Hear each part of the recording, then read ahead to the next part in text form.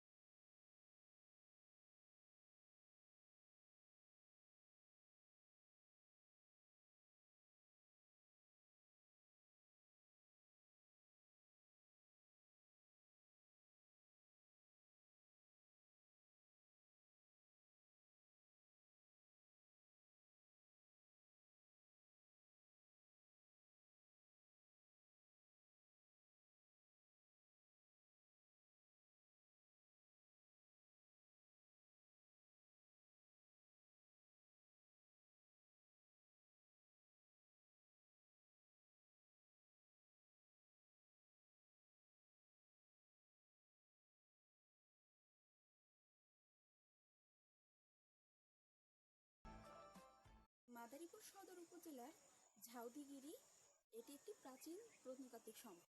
এটি 100 ফুটেরও অধিক বেশি উঁচু ছিল।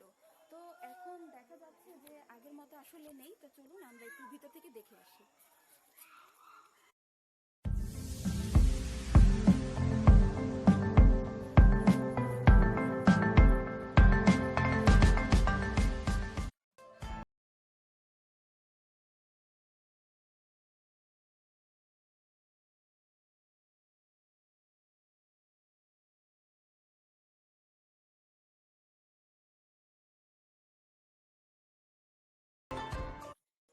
এটা একসময় ছিল যে 100 ফুটের অনেক বেশি, তবে এখন কিন্তু সেই আগের মতো নেই।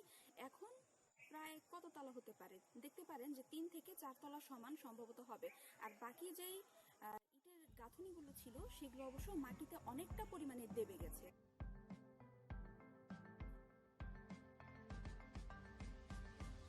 এই জেলার সবচেয়ে প্রাচীন প্রত্নসম্পদ বলে এটাকে ধারণা করা হয়।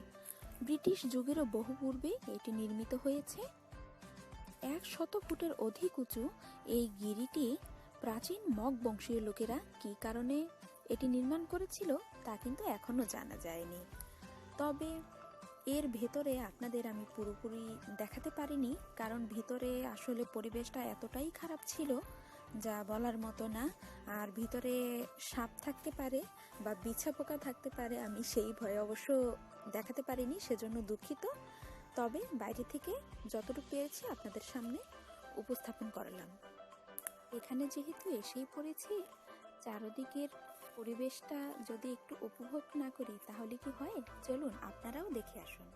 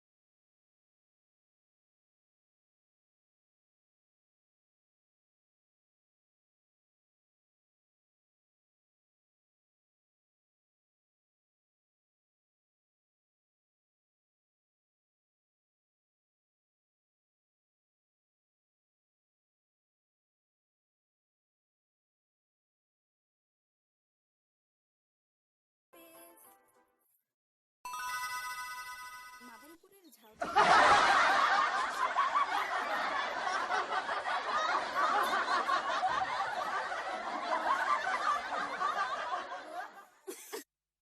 গিরি সম্পর্কে এই ছিল আমাদের পক্ষ থেকে সংক্ষিপ্ত একটি তথ্য। আপনারা যদি কেউ আসতে চান তাহলে মাদারীপুর লেক